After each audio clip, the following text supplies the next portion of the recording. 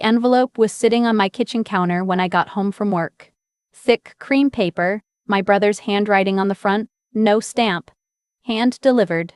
I knew before I opened it that whatever was inside wasn't good.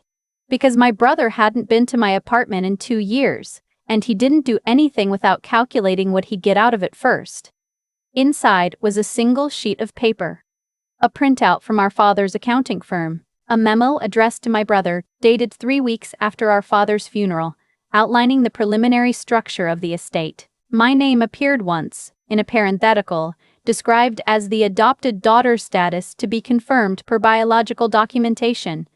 I read that phrase 4 times, standing at my kitchen counter still in my work clothes.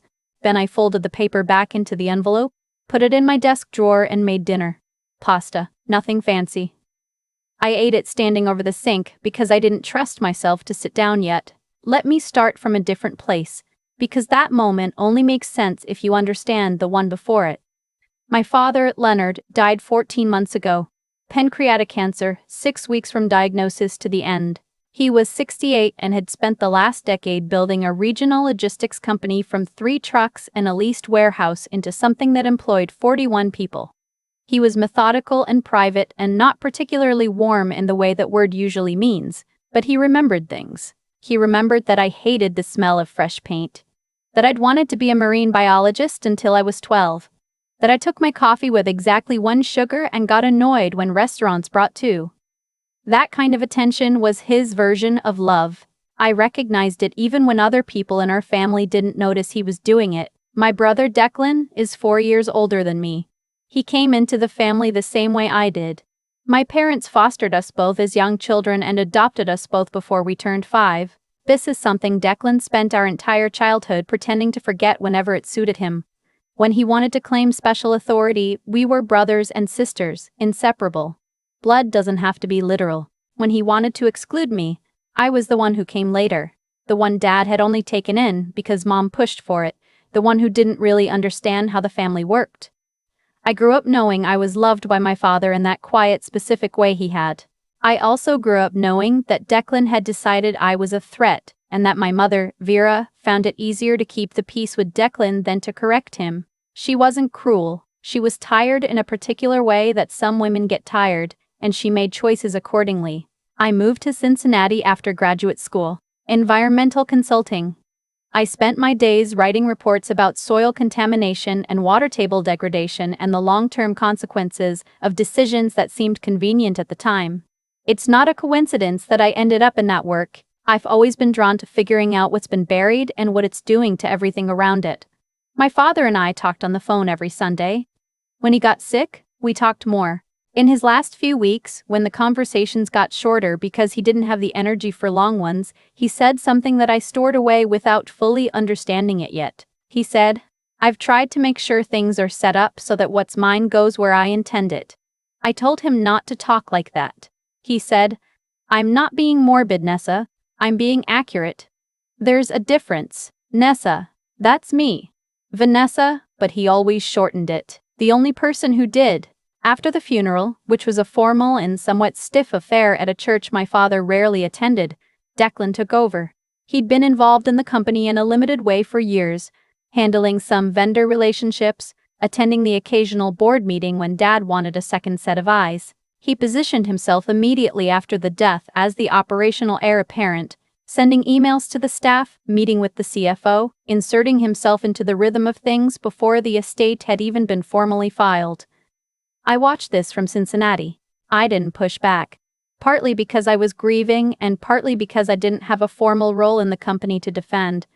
I was the daughter who had moved away and built her own career. Whatever Declan was doing felt like something to sort out later, after the paperwork, after the lawyers, after the period of raw loss settled into something more manageable. The memo arrived 8 months after the funeral. Declan hadn't sent it as an attack, exactly. He'd sent it as a warning shot. Or maybe as a test. He wanted to see whether I would flinch, whether I would call him immediately and negotiate from a position of fear. The phrase, biological documentation, was the tell. He was signaling that he intended to raise a question about my status as a rightful heir, and that he thought the threat of it would be enough to make me step back quietly. What he didn't know, and what I'd learned from years of environmental work, is that when you find contamination, you don't panic. You sample. You document. You build the full picture before you say anything at all. I called my father's attorney the next morning. Her name was Loretta Fain, and she had handled my father's legal affairs for over a decade. She was somewhere in her late 50s, precise in her language, and she had the particular stillness of someone who has heard everything and is not easily surprised by any of it. I asked her a direct question. Was there anything in the estate documents that made my inheritance contingent on biological status? She was quiet for a moment. Then she said, "Your father was very deliberate in how he structured things. I'd like you to come in. There are documents he asked me to hold until a specific time, and I think that time has arrived." I drove to Columbus the following Friday. Loretta's office was in a converted Victorian on the edge of the historic district. The kind of building that communicated permanence without trying too hard. She had coffee ready, which told me she expected the conversation to take a while. She started by confirming that Declan had been in contact with her office multiple times. He had raised questions about my adoptive status, had requested copies of original documentation, had asked whether biological relationship to the deceased could be considered a factor in asset distribution. She had declined to provide him any information and had documented each inquiry. Then she opened a folder. My father had updated his will 14 months before his death, not because he knew he was sick, the diagnosis came later. He had updated it, Loretta explained, because he had learned something. Declan had been skimming from the company, not dramatically, not in a way that showed up clearly in a single quarter, but consistently, over a period of about 3 years. Small reclassifications, vendor payments to a shell entity that traced back to an LLC. Declan had registered in a different state. Reimbursements for expenses that didn't correspond to any company activity. My father had discovered it the way he discovered most things, by paying quiet attention over a long period of time. He hadn't confronted Declan. He hadn't called the police. He had done what he always did, which was gather, document, and then decide deliberately. What he decided was this. He hired a forensic accountant, gave her access to 18 months of company records, and had her produce a complete report.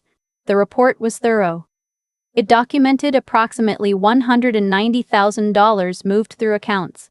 Declan controlled over 31 separate transactions. My father put the report in a sealed envelope and gave it to Loretta with instructions.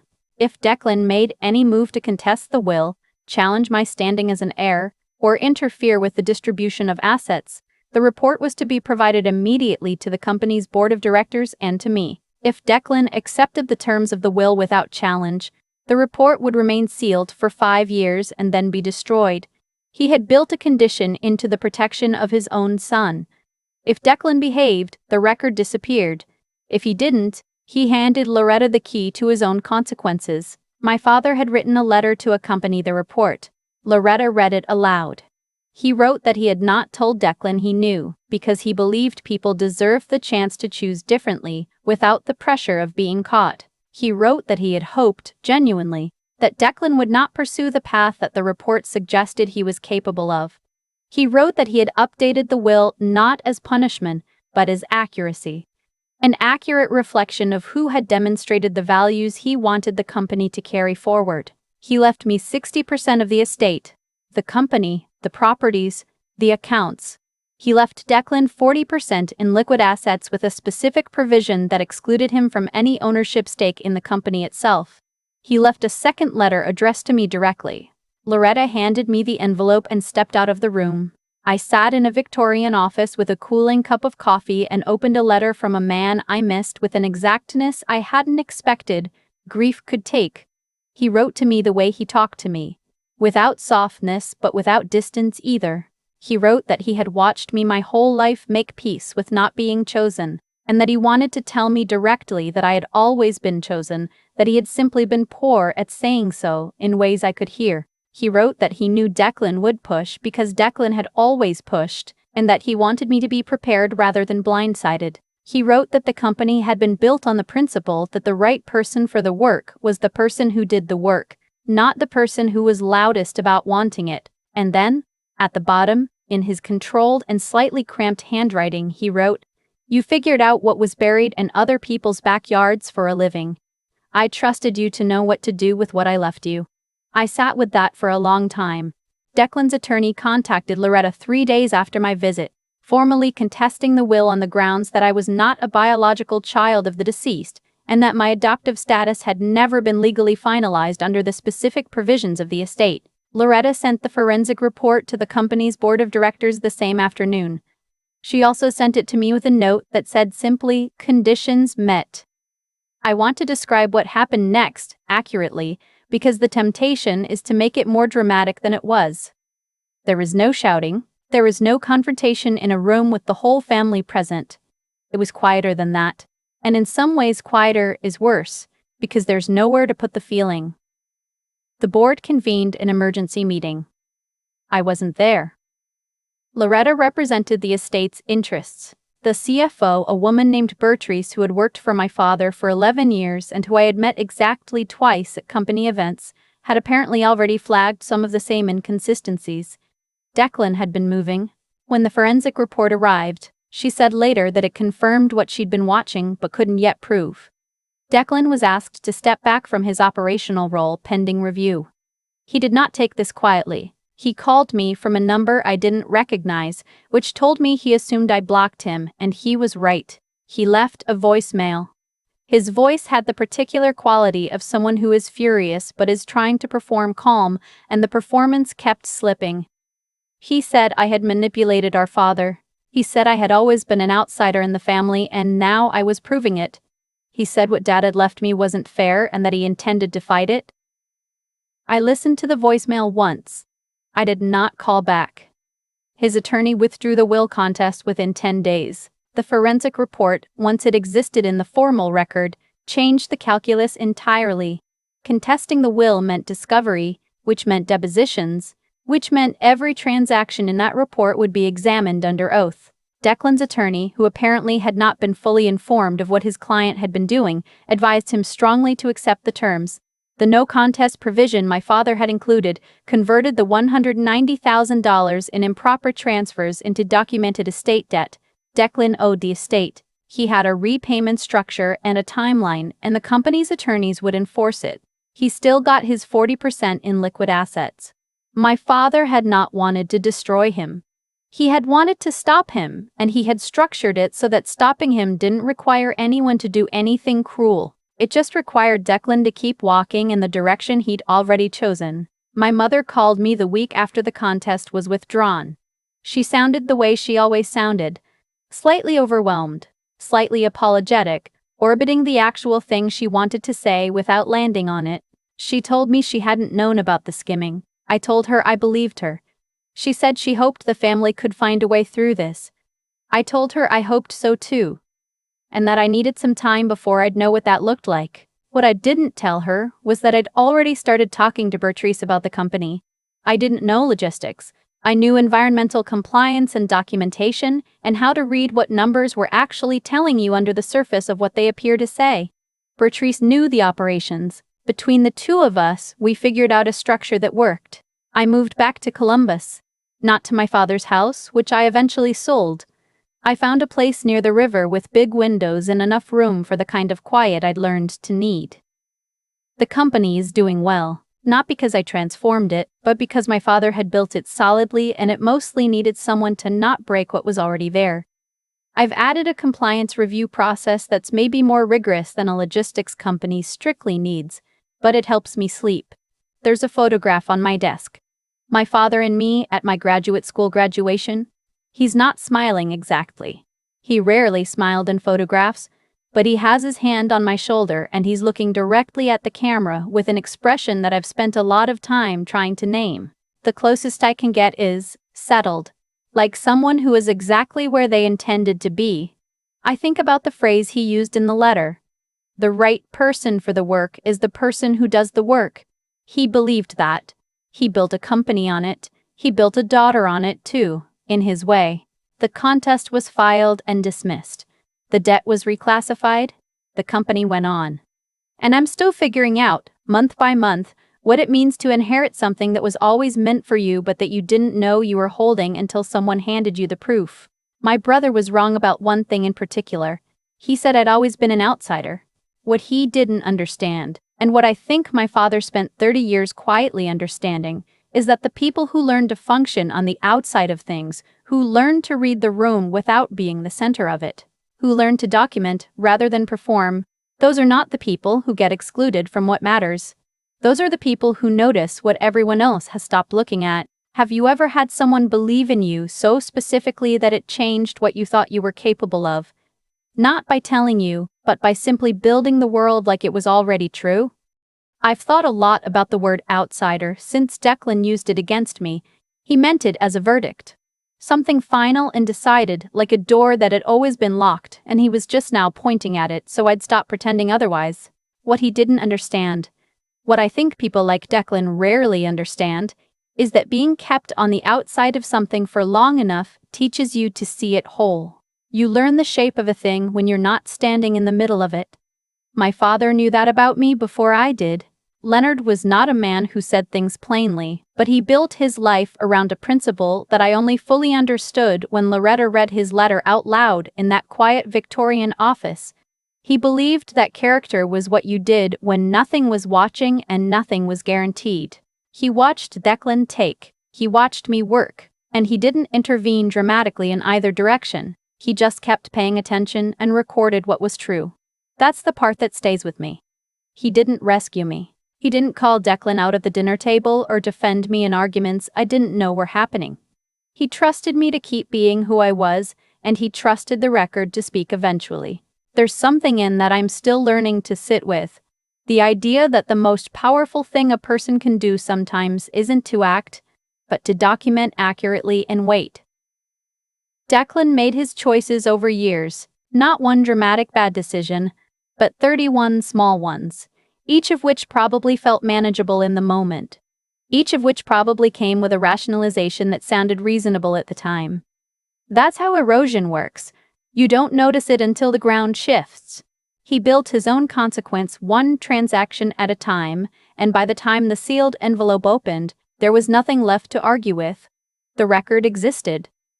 The math was the math. I think about what it cost him, not just the repayment structure, not just the company stake, but what it cost him to have been the kind of person who would do that in the first place. He spent 3 years lying, and lying requires maintenance. You have to keep track of the story.